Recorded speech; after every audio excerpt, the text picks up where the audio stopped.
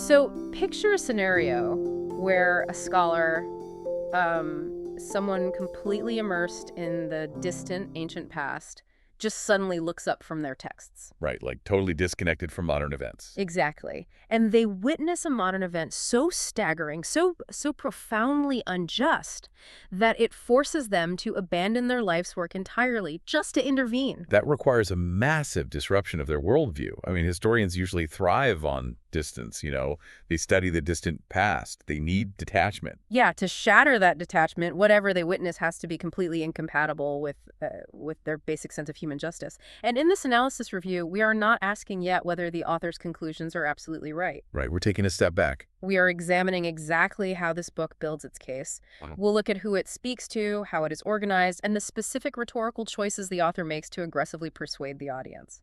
Oh, and you're experiencing a unique two-voice conversation powered by Google's Notebook LM for deeper book analysis presented by Mindful Moments. Nourish your mind on the go. Today we are examining Will Durant's 1930 book, The Case for India. We are dedicating about, 75% of our conversation to rhetorical and structural analysis, and the remaining 25% to the summary context. Which is crucial because to understand how the book operates as a mechanism of persuasion, we first have to establish its specific historical context and, the unique voice of its author. The rhetorical situation here is genuinely fascinating.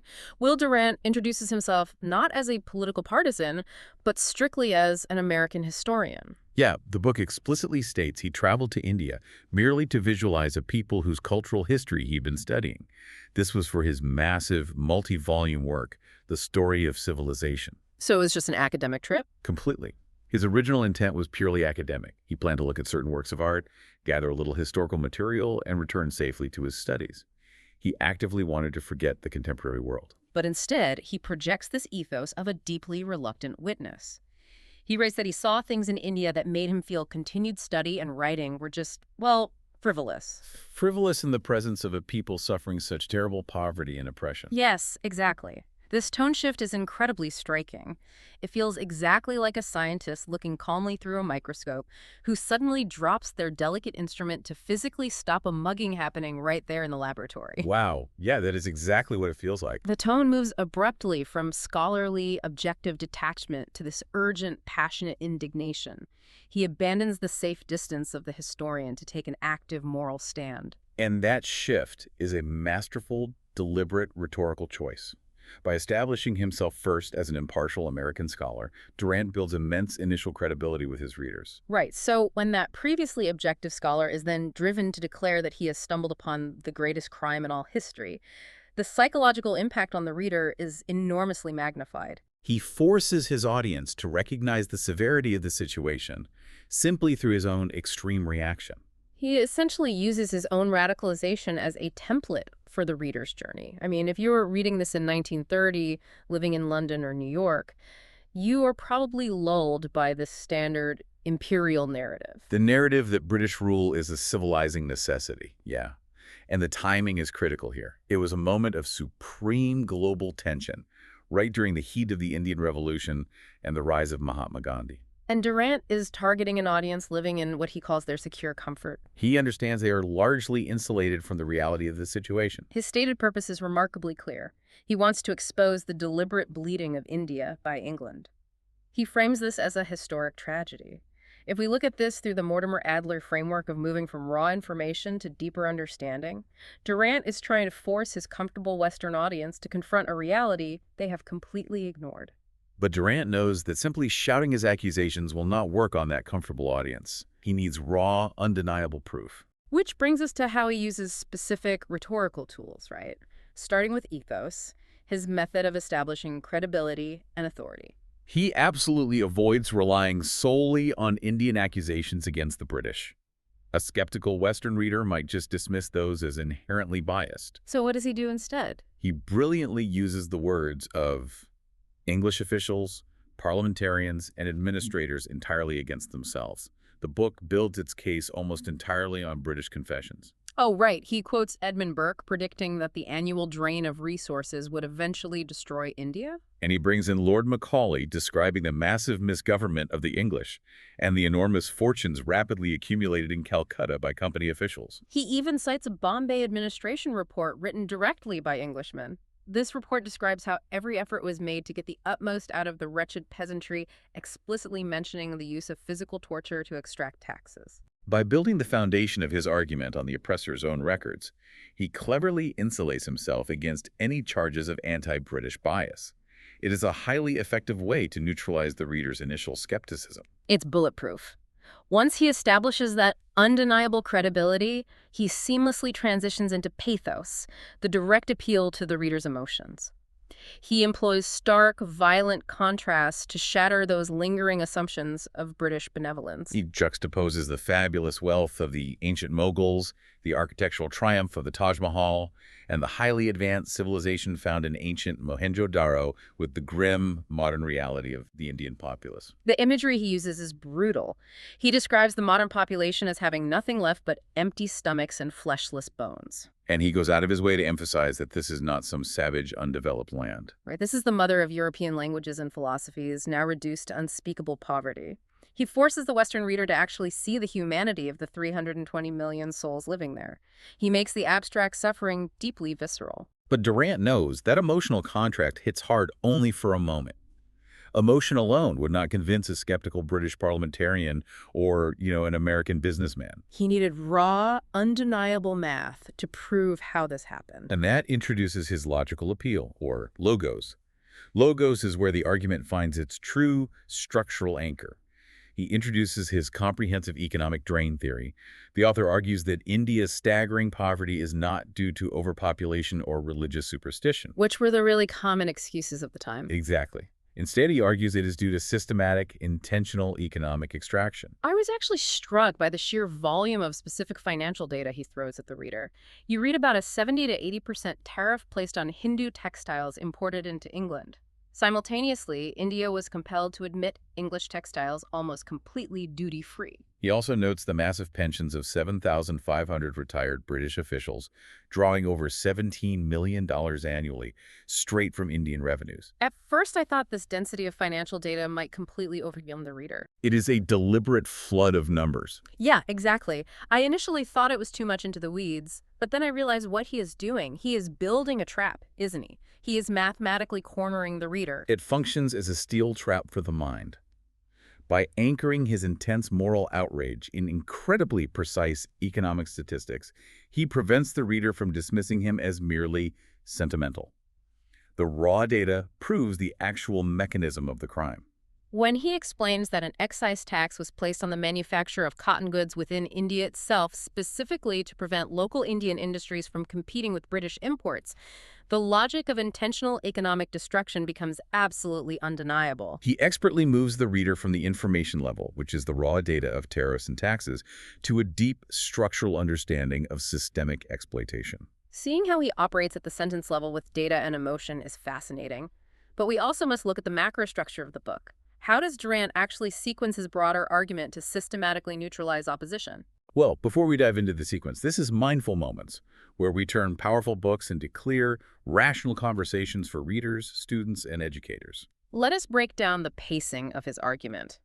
The book is divided into very distinct phases. He starts with the horrific reality on the ground, which he dramatically titles The Rape of a Continent. Here, he establishes the sheer scale of the extraction. Then he introduces the spiritual counterforce in the second chapter, focusing almost entirely on Mahatma Gandhi. The third chapter outlines the broader historical revolution taking place. And finally, he ends the main text with a chapter titled The Case for England. That final chapter is an absolute masterclass in rhetorical strategy. Before he delivers his final judgment, he does something incredibly bold. Modern debaters often call this technique steel manning.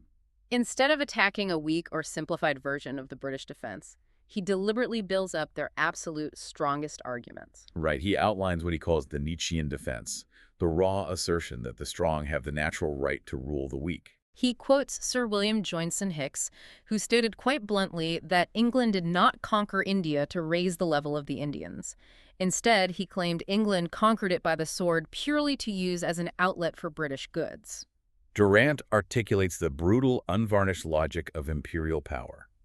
He does not hide from it. And he does not stop there. He also lists the tangible, highly publicized British contributions. The book describes the building of 30,000 miles of railways, the abolition of the practice of sati, the introduction of Western education. And the British claim that their presence prevents massive Hindu-Muslim warfare.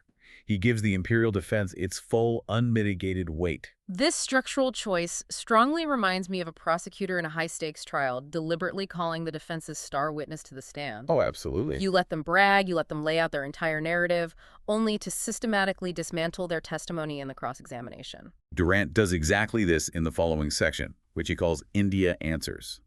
He essentially puts the entire British Empire on the stand.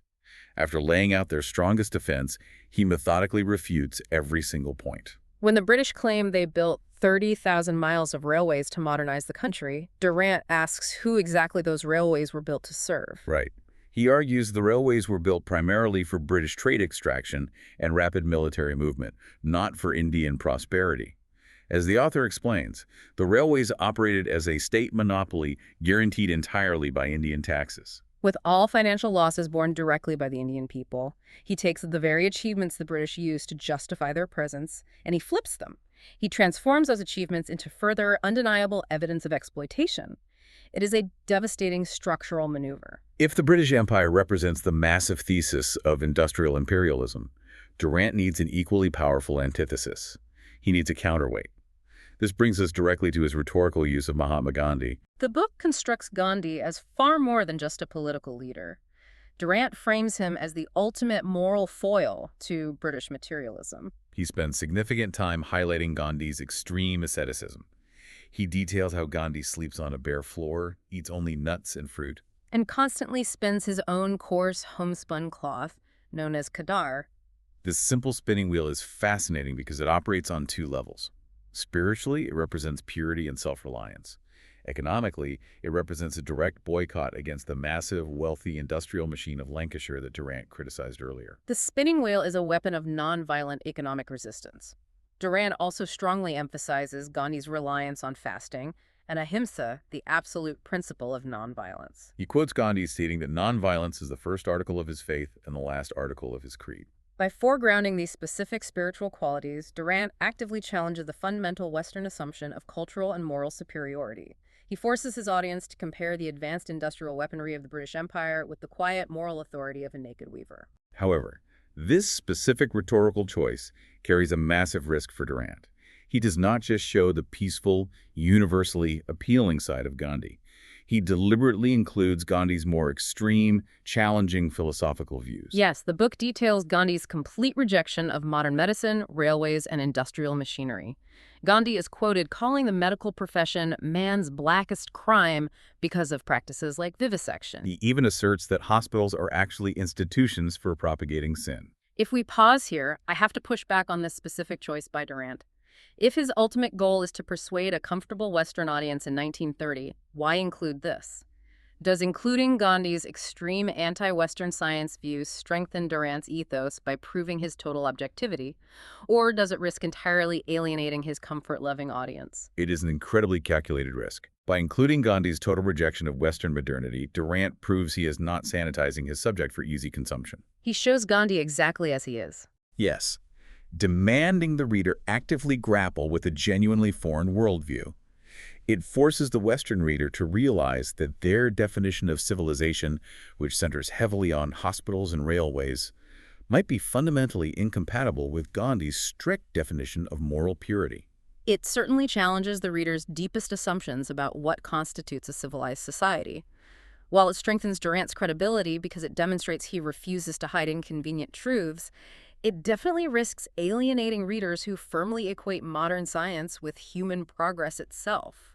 Having examined the book's formidable rhetorical construction, we must identify its structural boundaries. Applying the Paul Older framework of critical thinking, we look for underlying assumptions and potential limitations in the evidence he presents. One clear analytical observation is the constant tension between his passionate tone and his scholarly facade. The book is highly polemical. While his visible anger is rhetorically effective for moving an audience, it occasionally undercuts the objective historical distance he initially claims to possess. His point of view becomes overwhelmingly that of an advocate. A reader looking for a purely neutral, detached academic history will not find it here. They will find instead a work of intense, burning advocacy. Another potential limitation is found directly within his central economic argument. The drain theory relies heavily on the assumption that British malice and deliberate colonial policy are the sole drivers of Indian poverty. Which raises an important question. Does this precise argument perhaps minimize broader impersonal shifts in global industrialization occurring at the time? The rapid transition from manual hand looms to mechanized steam looms was causing massive labor displacement globally. Right, not just within India.